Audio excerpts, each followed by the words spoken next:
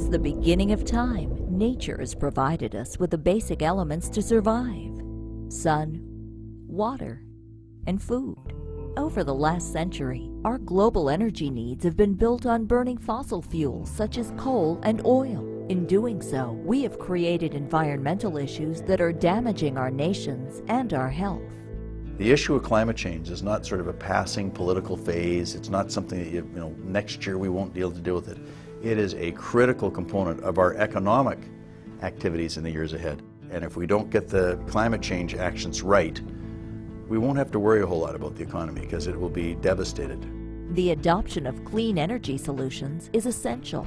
We're actually, I think, showing people how hydrogen can actually solve a lot of our problems. We've got a very significant critical mass of development of hydrogen fuel cells right here in British Columbia.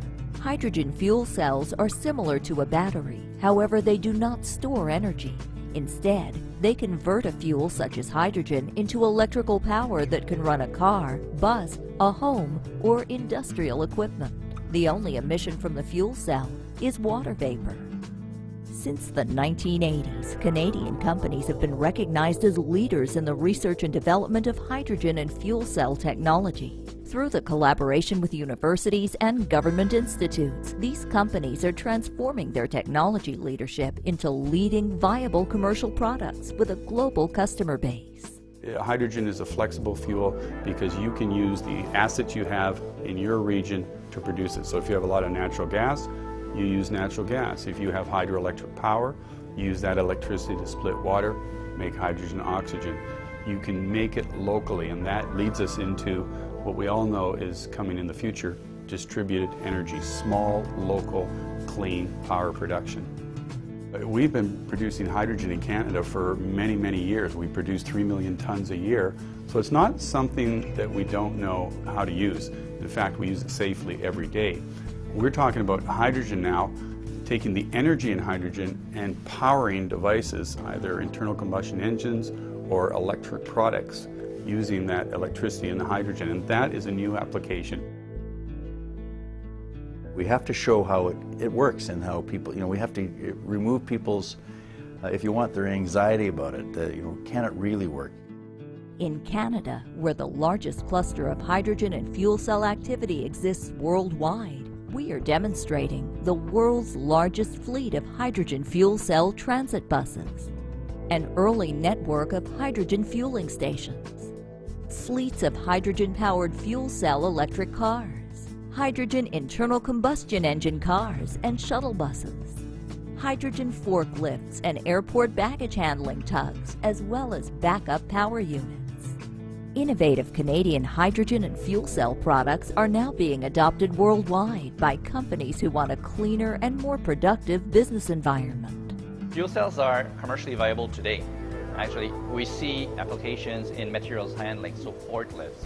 Replacing batteries in electrical forklifts in warehouses is a great application. Manufacturing plants and distribution companies have historically operated lead-acid battery forklifts indoors where emissions are restricted for health and safety reasons. With fuel cell-powered forklifts, operators can eliminate battery charging cycles and disposal issues, and they can refuel in minutes. Productivity up, emissions down. We are now seeing key proof points of market penetration. For example, Central Grocers opened the first greenfield facility earlier this year, served completely by fuel cell forklift trucks. Nestle Waters also recently converted a fleet of lift trucks to fuel cells. The other big application today is backup power systems. It enables the telecom companies to have power during power outage for much longer periods than with batteries. Telecom companies have historically used noisy diesel generators or batteries for their backup power needs. Industry leaders are now switching to hydrogen fuel cell solutions to provide quiet, reliable, and efficient backup power, all while improving their carbon footprint. This is most evident in developing countries where global warming issues are intensifying. During the 2010 Olympic Games in British Columbia, visitors can see hydrogen fuel cells in action. There's going to be 3 billion people that will be watching the Olympic Games when it comes here. I think shows people that the future's now. It's here. Residents and visitors to Whistler riding hydrogen fuel cell buses are enjoying their smooth, quiet ride, not to mention just a wisp of water vapor coming from the tailpipe.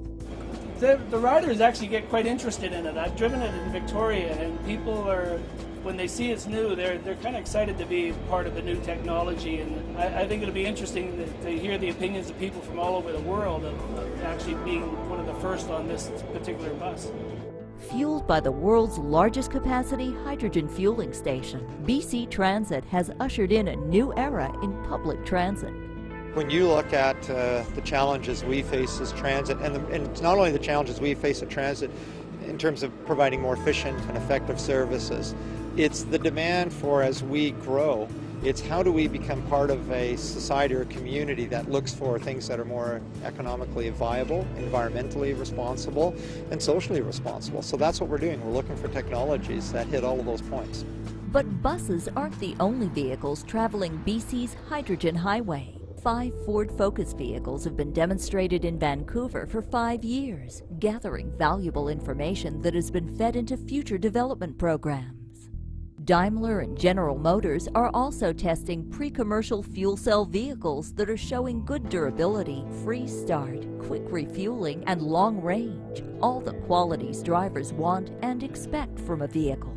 These cars are now on the cusp of production, with major automakers planning on commercialization in the 2015 timeframe. Initial pricing concerns are already being addressed. They not only will be cost competitive, they must be cost competitive, because if it's not in a similar cost range like the conventional technologies, nobody will buy these cars, and then they cannot be made commercial.